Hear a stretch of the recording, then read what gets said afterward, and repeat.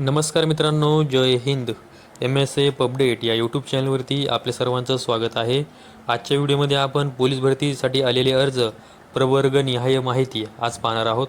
आणि ही जी काही माहिती आहे ही RTI म्हणजे माहिती अधिकाराअंतर्गत मागवण्यात आलेली माहिती आहे. त्या अगोदर जर तुम्ही आपल्या यूट्यूब चॅनलवरती पहिल्यांदा आला असाल तर आपल्या यूट्यूब चॅनलला सबस्क्राईब करून ठेवा, जेणेकरून पोलीस भरती संदर्भातील अशीच माहिती आपल्या यूट्यूबच्या माध्यमातून मिळत राहील. तर मित्रांनो, सर्वात अगोदर तुम्ही ही स्क्रीनवरती पुणे जिल्हा पोलीसची जी काही संपूर्ण जाहिरात आहे ती पाहू शकता. आणि त्यामध्येच आपण सामाजिक आरक्षण आणि समांतर आरक्षण यानुसार कशा प्रकारे अर्ज आले आहेत त्याविषयी माहिती घेणार आहोत.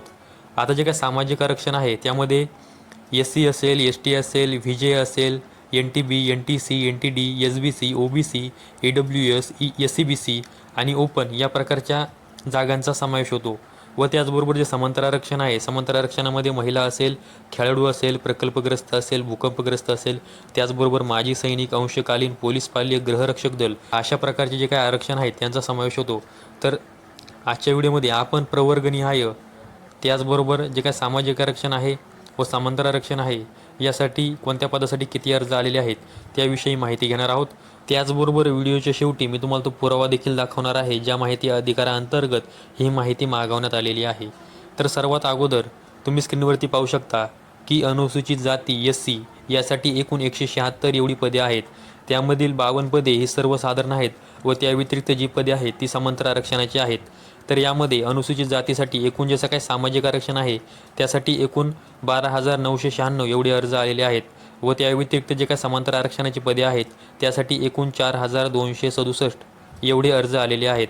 आता एवढं लक्षात घ्या की सामाजिक आरक्षणापेक्षा समांतर जे आरक्षण आहे त्यामध्ये कॉम्पिटिशन कमी असतं, त्यामुळे साहजिकच तिथे फॉर्म हे कमी आलेले असतात जे सामाजिक आरक्षणापेक्षा.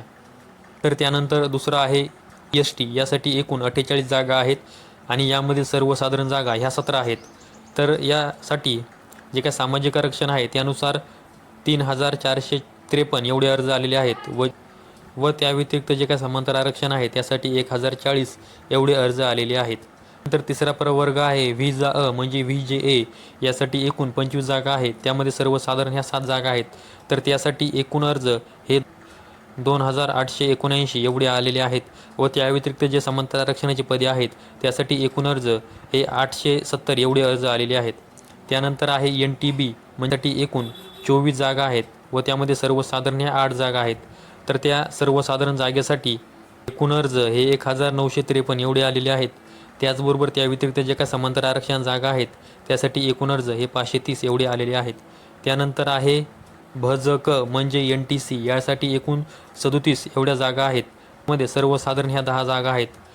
तर त्यासाठी एकूण 4,213 एवढे अर्ज आलेले आहेत व त्या व्यतिरिक्त जे काही समांतर आरक्षण जागा आहेत त्यासाठी एकूण 1,511 एवढे अर्ज आलेले आहेत.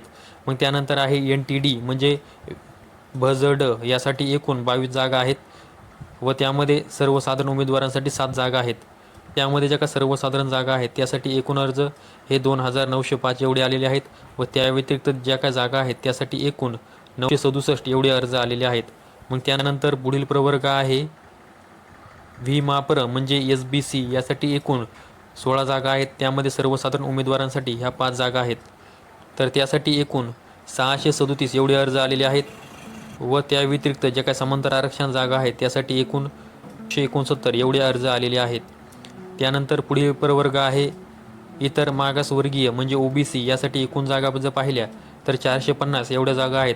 तर त्यामध्ये सर्वसाधारण उमेदवारांसाठी 132 एवढ्या जागा आहेत. तर त्यासाठी एकूण 17,553 एवढे अर्ज आलेले आहेत व त्या व्यतिरिक्त ज्या काही समांतर आरक्षण जागा आहेत त्यासाठी एकूण 5,569 एवढे अर्ज आलेले आहेत. त्यानंतर पुढील प्रवर्ग आहे SEBC त्यासाठी एकूण 173 एवढ्या जागा आहेत व सर्वसाधारण उमेदवारांसाठी ह्या 51 जागा आहेत. तर त्या 51 जागेसाठी एकूण 7,776 एवढे अर्ज आलेले आहेत व त्या व्यतिरिक्त ज्या काही समांतर आरक्षणाच्या जागा आहेत त्यासाठी एकूण 3,267 एवढे अर्ज आलेले आहेत. त्यानंतर पुढील प्रवर्ग आहे EWS त्यासाठी जर एकूण जागा पाहिल्या तर त्या 173 आहेत.